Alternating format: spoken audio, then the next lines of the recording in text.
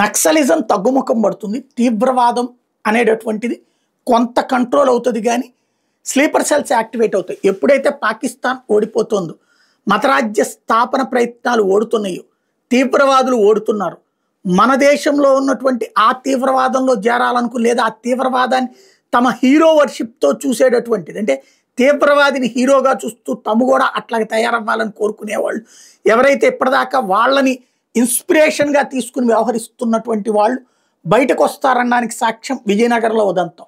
వాడికి సహకరించి అట్లాంటి భావజాలంతో ఉన్నోళ్ళు 20 మంది.